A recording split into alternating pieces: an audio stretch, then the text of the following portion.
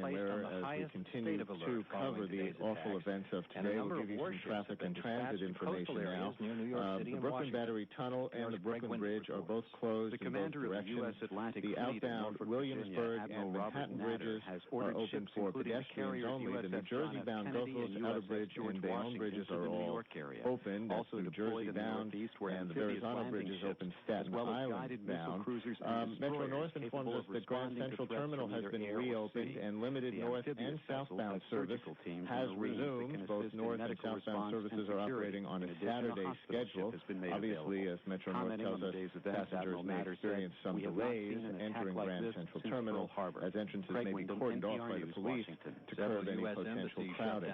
There is limited subway service in Manhattan. The MTA says the B, D, L, F, and 7 trains are running normally. E trains are running but do not reach stops between West 4th Street and the World Trade Center. A trains are skipping Nassau and Chambers Street. Buses are running in Manhattan above Houston, but traffic is causing delays. Obviously, subway service is running in the other boroughs, but trains are still not going into Manhattan. An update on the bridges and tunnels. All the bridges and tunnels now, we're told, are open outbound from Manhattan, except for the Brooklyn Battery Tunnel, which is open in both directions. School Chancellor Harold Levy has announced that the schools, the New York City Public Schools, will be closed tomorrow. Of course, they use the schools today, many of the schools, for various emergency services. There was terrific work by many school personnel at many schools. Such chaos today, such uncertainty about where to send children, and one of the amazing things today has been how people around New York City have banded together.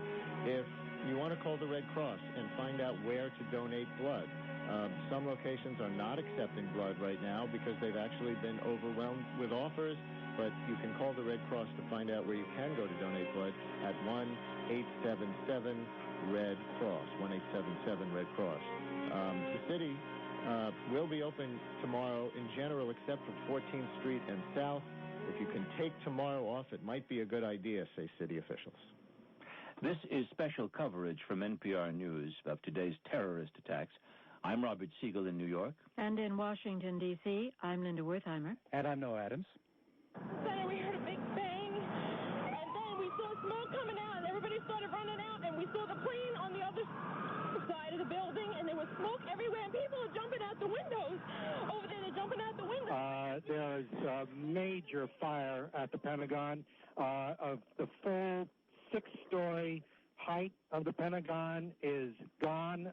The notch is about... The building is falling right now. People are running through the street. Smoke is everywhere.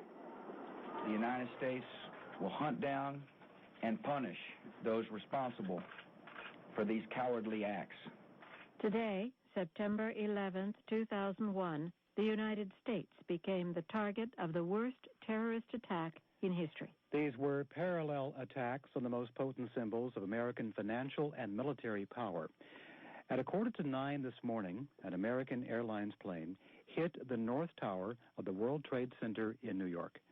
About 20 minutes later, a second plane flew straight into the South Tower. Less than an hour after that, both buildings had fallen. About an hour after the first strike in New York, a plane crashed into the Pentagon, collapsing one side of the building. Another plane crashed into a field near Pittsburgh in Pennsylvania. The White House was evacuated. The president, who was in Florida, was rushed to a secure location. Hundreds of people were aboard the 4 planes that crashed. No one knows exactly how many people were in the World Trade Center when it was destroyed. The death toll could be in the thousands. At 8:45 this morning, New Yorkers were arriving at work, picking up a bagel or a cup of coffee on the way when today's first wave of calamitous news was announced. Newscasters reached for precedent. 60 years ago, a plane had crashed into the Empire State Building. People watched on television and also through the windows of their apartments and office buildings that face downtown, and they saw the event repeat itself at the second tower. It became clear that there was no precedent for what was happening today. It will no doubt be days before all the black boxes are retrieved and all the dead and injured are accounted for, and it will certainly be a lot longer than that before the people who were in downtown Manhattan this morning ever forget the experience. NPR's Melissa Block has been near the World Trade Center today, and she's here with me now. Melissa, of course, the target was symbolic in some respects, but just for the sheer density of people who would be in one spot, you couldn't find more people packed in a small area than around the World Trade Center. Absolutely, both for those killed and for those who were able to witness what happened, people walking to work over the Brooklyn Bridge. I talked with a construction worker named Murray Goff, who was at a construction site just north of the Twin Towers, and he described he had flown in last night from West Virginia, where he lives. He was working on this site when he heard the first jet screaming low overhead the work site. And we heard it go over, and we looked up, and then we heard the crash. Ran out here and looked and seen the plane where it went into the side. We're standing here, can't believe it. Whenever the second plane crashed through the smoke into the other one, well, as soon as I seen that plane hit, I said it's a terrorist attack. They better call Red Alert, all the federal buildings. I mean, that's the only thing it could be, because it came in right above us and just banged and went into the building. Came in right over your head? Yeah, right over here, just right over like that, and just banged. You can see it was an American airline. I didn't see the American airline, but some of the workers looked up and seen the plane and noticed it was an American airline. And then police and emergency workers were rushed downtown. That's right. So they're all drawn to the scene. These planes have gone into the buildings. They go in to try to evacuate personnel. And later I saw just dozens of police cars that were driving around covered with debris, their windows caved in from the explosion. These were still the operating vehicles that they were using. I spoke with a Lieutenant Thomas Inez, who's with the Port Authority Police. He responded to the scene. He was there trying to rescue people. He saw people jumping off the highest floors of the Twin Towers after the planes crashed, and then he was there when the buildings came down. I guess the scariest part was being covered in dust and not being able to see, and breathing through my hat. It was pitch black. And you were breathing through your police hat? My hat, yes, because that's all I had with me. The people who were jumping, did you see them fall? Unfortunately, yes. It's not something I would like to talk about, and unfortunately, it's not something I'll ever be able to forget about. This is AMA 20 WNYC. We're going to take you now to a news conference live with Governor Pataki and Mayor Giuliani. I believe Governor Pataki is speaking right now. And we've set up a hotline where people, medical professionals, nurses, emergency management services can call 1-800-628-0193 to sign up so that as we need that support, we can call them. We've also set up a hotline for doctors who are willing to help as we rotate through and provide additional backup and support services to the professionals who are acting currently, and that number is 1-518-431-7600. I explained to him that something very terrible had happened. The spirit of people to come together in this time of enormous crisis to deal with that crisis is what's going to get us through. So if you have those specialized skills, don't try to flock to the city or to the scene. Call these numbers and will in an orderly and organized way be able to provide additional support. It's been almost a day now that's gone by without a death toll. Can you at least quantify it? Is it the hundreds, the thousands? Is it over 5,000? Is it over 10,000? There's no way to know that. I asked the policeman outside school, what can I do? I want to do something. I want to help. Have not arrived at being able to really give us an estimate like that, and it would be unfair to do that. We would just be guessing based on the numbers of people that are in the building. And so I know you're desperate for a number like that, but it actually doesn't do any good.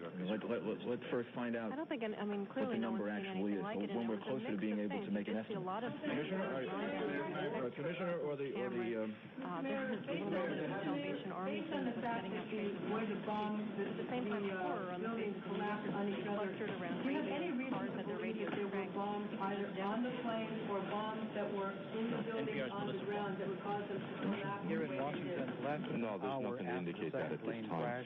And on the body count, as you were asking, our rescue efforts have really been hindered because of the structural damage of the buildings.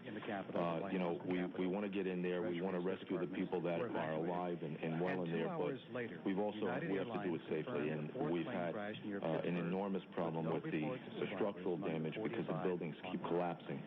So we're taking it one step at a time. We're trying to do it as safely as possible, and as soon as we can get in there and get them out, we'll do so. But within the last 15, 20 minutes, another part of one of the buildings fell. So this is a continuing effort, and as soon as we get the numbers, we'll let you know. Mr.